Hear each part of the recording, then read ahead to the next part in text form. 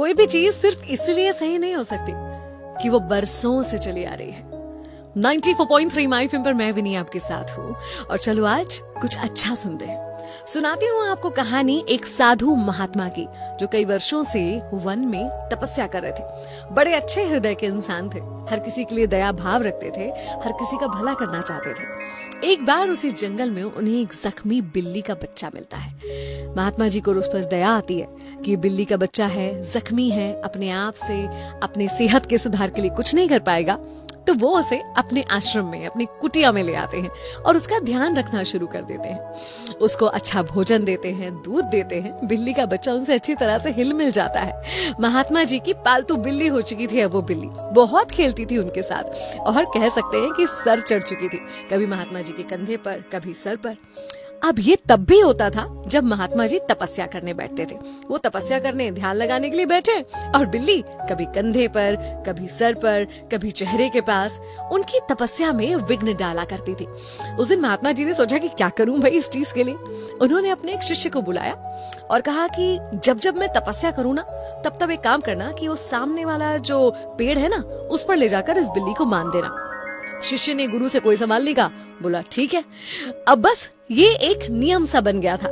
जब जब महात्मा जी अपनी साधना करने, तपस्या करने बैठते, तब तब उस बिल्ली को सामने वाले पेड़ के तने से बांध दिया जाता था और तपस्या के बाद बिल्ली को खोल दिया जाता था। कई दिनों तक, कह सकते सालों तक ये सिलसिला चलता रहा। एक दिन ऐसा आया जब महात्मा जी इस दुनिया को छोड़कर चले गए। उसके बाद उनके सबसे सीनियर शिष्य को, जो सबसे बड़ा था बाकी सब में, सबसे ज्यादा अनुभवी था, उसे महात्मा जी की पदवी, उनकी गद्दी दी गई। अब ऐसे में उस जगह पर तपस्या करना उस शिष्य का काम बन गया था। जब वो पहले दिन तपस्या करने गया तब उसे ख्याल आया कि यार कुछ कमी है। फिर उसे याद आया कि अच्छा, मेरे गुरुजी जब जब तपस्या किया करते थे तो उस बिल्ली को सामने वाले पेड़ के तने से बांध दिया करते थे। उसने अपने शिष्य से कहा कि चलो बिल्ली को लाकर तने पे बांध दो। सिस्टम यही चलता रहा। एक महात्मा के बाद दूसरे महात्मा बदल गए, लेकिन बिल्ली को सामने वाले तने से बांधने का सिस्टम नहीं बदला। बिल्कुल नियम, रिचुअल, प्रथा, परंपरा बन चुकी थी कि तपस्या तभी होगी जब बिल्ली को सामने वाले पेड़ के तने से बांधा जाएगा। अब गजब तो तब हो गया जब एक दिन बिल्ली ही गुजर गई। बिल्ली इस दुनिया को छोड़ के चली गई। भाई सारे महात्माओं में तो खलबली मच गई। उनको बैठ के मीटिंग करनी पड़ गई कि अब तपस्या होगी कैसे, बिल्ली तो है नहीं। फिर निर्णय लिया गया कि चलो एक नया बिल्ली का बच्चा ले आते हैं।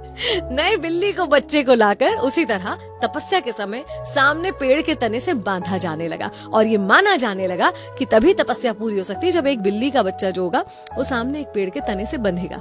जब कोई उन लोगों से पूछता आके कि आप लोग ऐसा क्यों करते हैं, तपस्या के समय बिल्ली को सामने के पेड़ से क्यों बांधते हैं, तो वो कहते कि भाई हमारे गुरु, उनके गुरु और उनके भी गुरु यही किया करते थे, इसलिए हम भी करते हैं। अब इसमें सवाल उठाने का क्या अर्थ।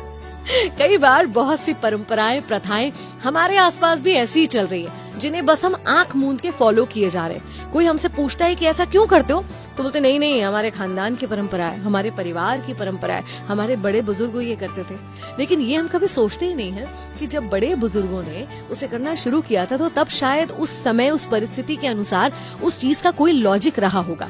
आज हम उस चीज को लॉजिक से रिलेट करने की कोशिश ही नहीं करते और बहुत सारे स्वार्थी लोग इन परंपराओं के नाम पर अपना उल्लू सीधा करने की कोशिश करते रहते हैं। बड़ों का सम्मान, पूर्वजों का सम्मान करना बहुत अच्छी बात है, लेकिन ये ध्यान रखिए कि आपकी इस परंपरा को पूर्ण करने में कहीं कोई हर्ट तो नहीं हो रहा। क्या आपको ऐसा तो नहीं लग रहा कि ये सारी परंपराएं बेबुनियाद हैं? ऐसी किसी भी परंपरा को आगे मत खींचिए जो बेबुनियाद या किसी सामने वाले का दिल दुखाने या उसे तकलीफ देने वाली हो। 94.3 माय एफएम से मैं विनी आपके साथ। चलो आज कुछ अच्छा सुनते हैं।